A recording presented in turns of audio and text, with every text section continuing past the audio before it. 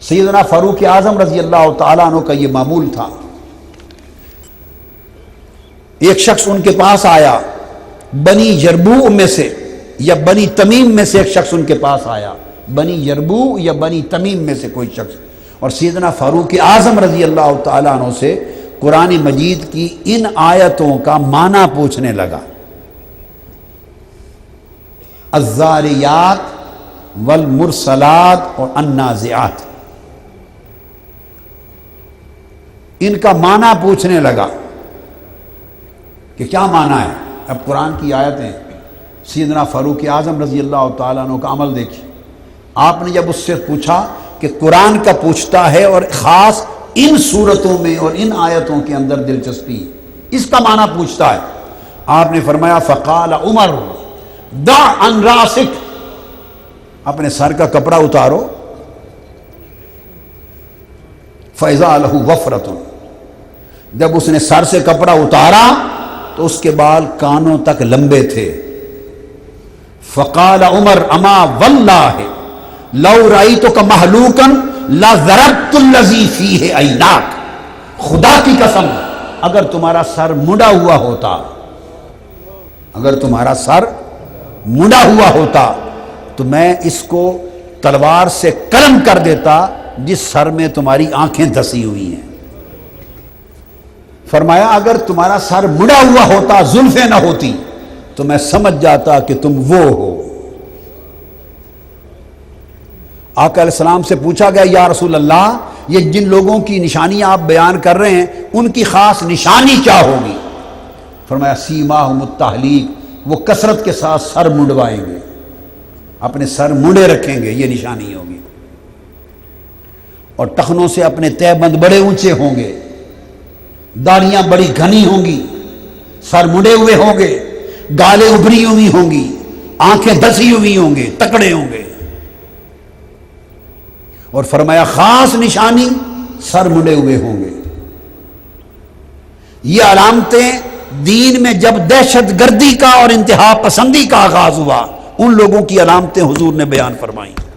اور تاریخ اسلام میں سب سے پہلے انتہا پسند، دہشت گرد اور گستاخان رسول وہ خوارج اور حروریہ تھے. سب سے پہلے ایکسٹریمسٹ، ٹیرورسٹ اور گستاخان رسول متنقصین وہ خوارج و حروریہ تھے. ان کی یہ علامتیں تھیں. تو سیدنا فاروق اعظم کا طریقہ یہ تھا، فرمایا کہ میں سر قلم کر دیتا. یعنی پہچانتے تھے، گفتگو سے، واعظ سے، درس سے، قرآن کے بیان سے اندازہ کر لیتے تھے کہ کدھر کو جاتا ہے. آیا حضور کی محبت اور ادب احترام، حضور کی عظمت اور حضور کی رفعت کی طرف وہ آیتیں تلاش کرتا ہے یا ادھر جاتا ہے جن سے معاذ اللہ حضور کا نقص نکالنا چاہتا ہے بدبخت. اور پھر سیدنا فاروق اعظم نے لکھا، خط لکھا بصرہ کی طرف، چونکہ عراق کی سرحد پر یہ لوگ زیادہ تھے. ثم کاتب الی اہل البصرہ او قال الینا لا تجالسوہ، ایسے لوگ جب تمہیں ملیں تو ان کو اپنی مجلس میں نہ بٹھایا کرو اور ان کے ساتھ بھی نہ بیٹھا کرو. یہ سیدنا فاروق اعظم کی سٹینڈنگ آرڈرز تھے. سعد بن یزید روایت کرتے ہیں اور اس حدیث کے اوپر استدلال کیا علامہ ابن تیمیہ نے الصارم المسلول میں، ثبوت کے طور پہ علامہ ابن تیمیہ نے پیش کی.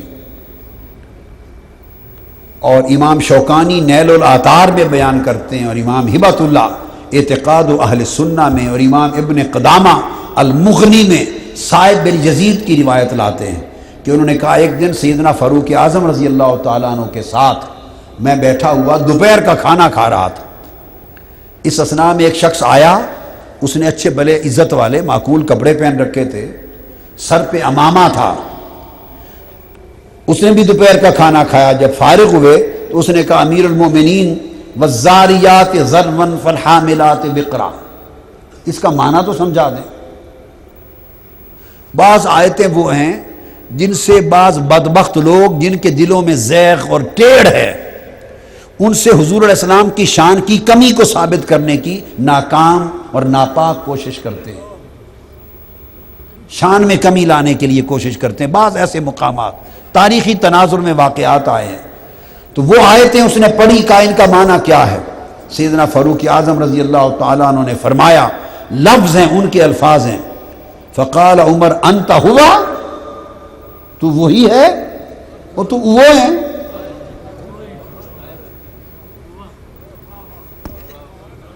آپ اندازہ کر لیں.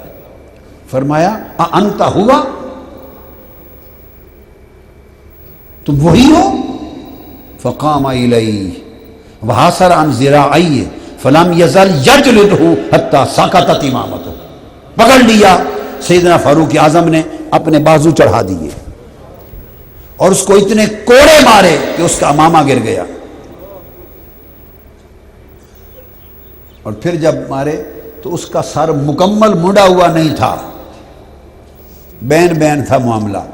جب بال دیکھے تو فرمایا اس رب کی قسم جس کے قبضہ قدرت میں میری جان ہے، اگر تو بالکل سر منڈا ہوتا تو میں ساری کاٹ دیتا تمہارا.